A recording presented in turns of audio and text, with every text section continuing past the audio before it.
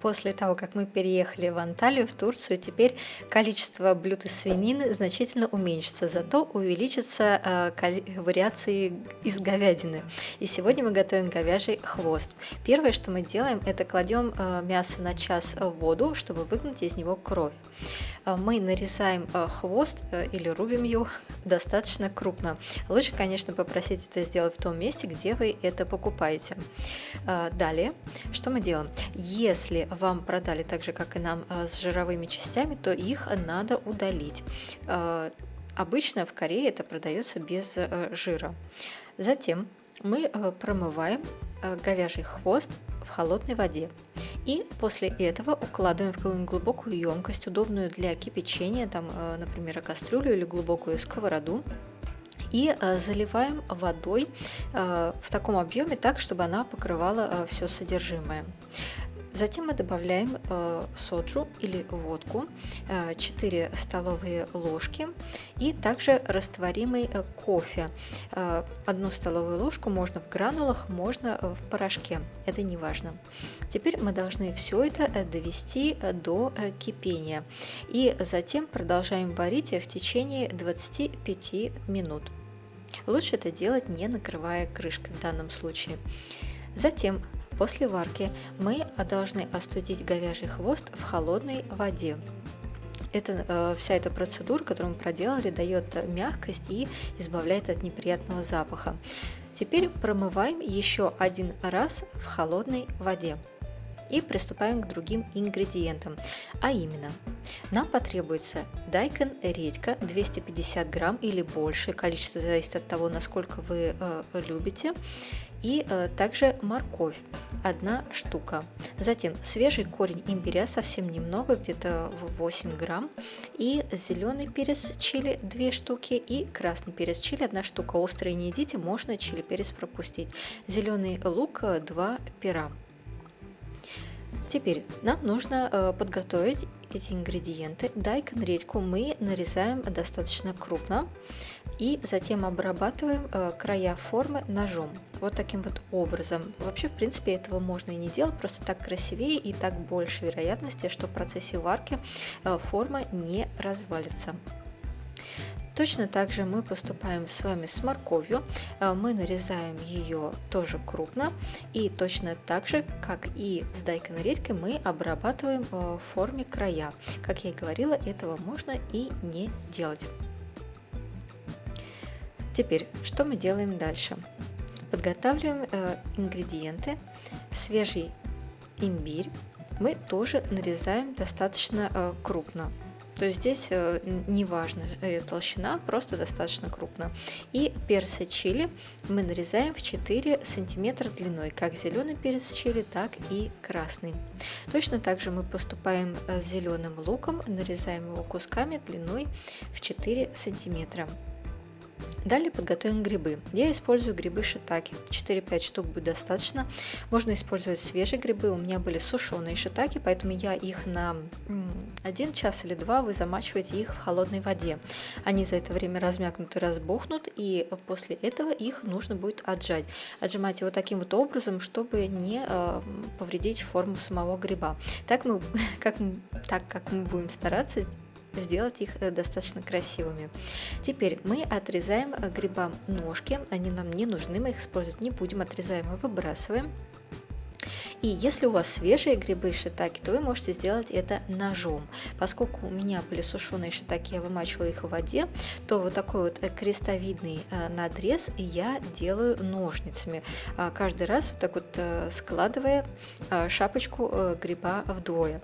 В принципе, можно этого не делать. Это делается для красоты и, я думаю, имеет какое-нибудь такое глубокое значение, о котором я еще пока не знаю, узнаю, вам тоже расскажу. Далее, 1 сладкая груша. Нам с вами потребуется достаточно большая, и 1 луковица, тоже большая или средняя. Мы должны будем их перемелить в блендере, можно по отдельности, можно вместе. И если у вас есть ананас, то можно добавить ананас тоже в количестве таком же, как и груша. И далее есть вариант, либо вы используете эту массу вот так вот перемеленной, либо вы можете через марлю отжать из нее сок и использовать только ее сок. Следующие ингредиенты, которые нам будут также нужны, это джуджубе, китайский финик, сушеный, 7 штук. Он даст блюду сладости, сам по себе он тоже сладкий, но можно пропустить, если нет. И каштан хлебный, каштан, который съедобный, тоже в количестве 7 штук. Если каштана нет, можно пропустить. Вообще, в принципе, каштан и дайкон редька в данном случае они заменяют мне картофель. Мы должны почистить каштан. Затем мы говяжий хвост промытый складываем в какую-нибудь глубокую емкость, сковороду, в которой будем это варить. И теперь приступаем к тому, что делаем соус. В перемеленную массу лук и груша мы закладываем молотый чеснок, 1 столовую ложку.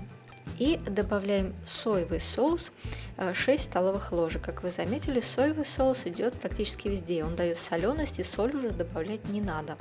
Черный молотый перец мы добавляем 1 чайную ложку. У меня в данном случае кофейная, поэтому 2 кладу. И теперь все это хорошо перемешиваем. И получаем наш соус. Вот эту полученную массу, полученный соус мы закладываем в кастрюлю с говяжьими хвостами. И теперь мы будем заливать и добавлять воду. Где-то около 500 мл у меня ушло, но важно, чтобы вода была в таком объеме, чтобы она покрывала все имеющееся количество. И закладываем далее туда же джуджубе и имбирь. Теперь мы накрываем это крышкой и доводим до кипения на сильном огне.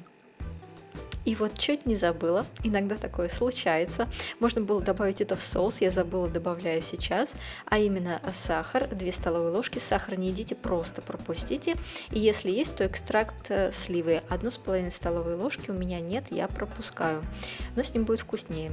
И доводим, как я и говорила, это все до кипения. Когда все закипит, мы закладываем дайкон редьку. И далее готовим на сильном огне 25 минут под крышкой. Как я и говорила, дайкон редьку можно заменить на картофель, если ее нету. Посередине этого времени, в течение 25 минут, где-то посередине, мы закладываем морковь, каштаны и грибы. И в этот момент можно добавить и кинко, фрукты, если они у вас есть. И продолжаем готовить под крышкой на сильном огне. За 5 минут до конца приготовления мы закладываем перцы чили. И за 1 минуту до конца приготовления мы добавляем зеленый лук, а также 1 столовую ложку кунжутного масла. Добавив кунжутное масло, все хорошо перемешиваем и доводим до желаемой степени готовности. То есть как мы любим. Если любим соусом, то оставляем немного жидкости в виде соуса или же без соуса, пока весь он не уйдет. Теперь мы это все сервируем. Вообще, когда мы сервируем такое блюдо, да и все корейские блюда, мы стараемся показать все наличие всех цветов, которые присутствуют в блюде. Это отнимает время, но оно того стоит.